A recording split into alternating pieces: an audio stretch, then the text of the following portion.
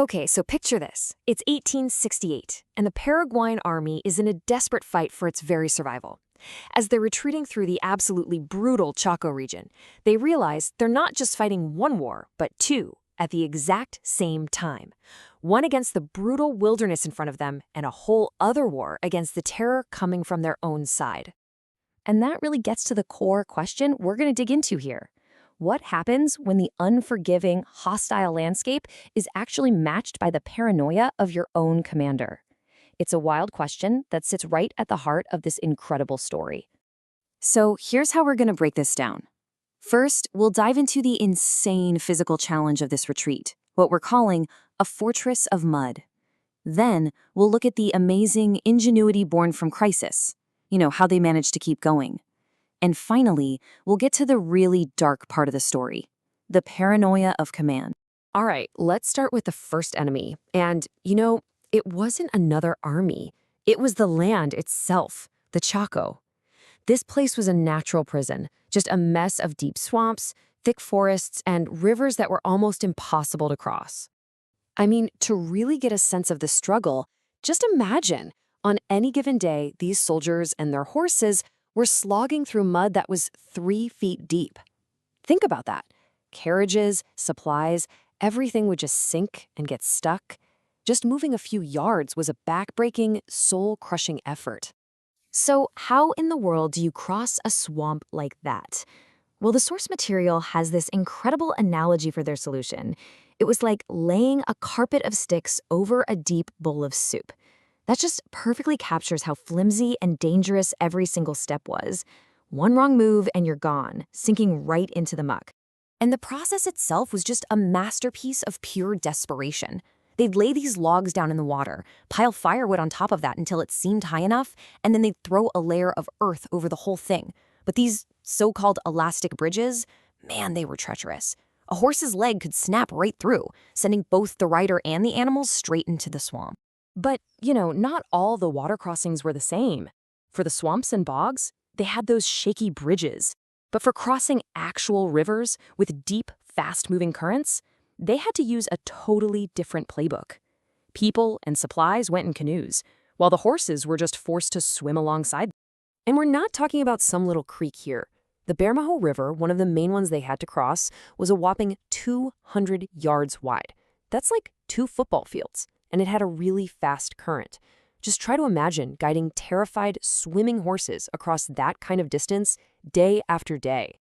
So, faced with this totally impossible environment, the soldiers responded with some incredible resourcefulness.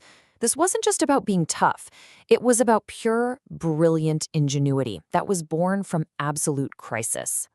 For example, when they ran out of traditional feed for the horses, what they do? They just turned to the local plants. They figured out that the leaves from the pindo palm tree weren't just edible for their horses, but were basically just as nutritious as corn. This find alone kept the army's cavalry and transport moving. And a quote from the source really nails how huge this discovery was. Finding those leaves was like finding natural loaves of bread growing in the sky. For an army that's literally on the edge of collapse, finding a free, reliable food source for your animals, well, it was nothing short of a miracle. And the cleverness wasn't just about food. Get this. When they started running low on material for ammunition, they started taking the inner membranes of the cattle they were eating and tanning them. This created this tough, paper-like material that they used to make new, perfectly good cartridges. They were literally turning their dinner into firepower. It's incredible. They even cooked up this wild survival economy. Soldiers would actually get paid, in corn, for collecting enemy bomb fragments and cannonballs. They were taking the iron rain from the enemy and turning it into a currency they could use to buy their next meal. And they didn't just survive the environment, they weaponized it. They'd hide their artillery batteries with tree branches. They used a native 6-foot-tall grass to create a kind of natural camouflage, making entire forts invisible to enemy ships passing by.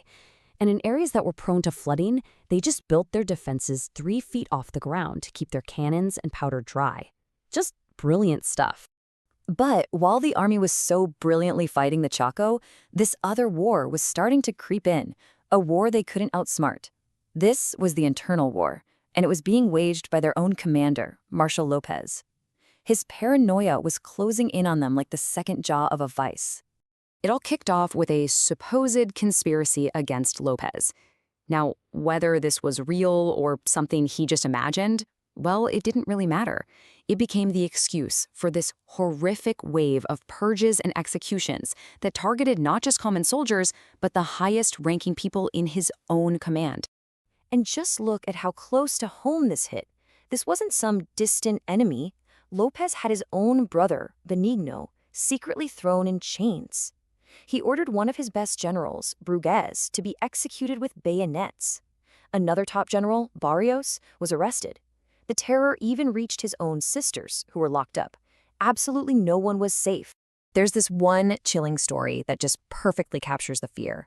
One of Lopez's own kids asked at the dinner table where General Purges was, because he'd suddenly vanished. And the other officers, they didn't dare say a word. They just smiled. Can you imagine that silence, that terrifying forced smile?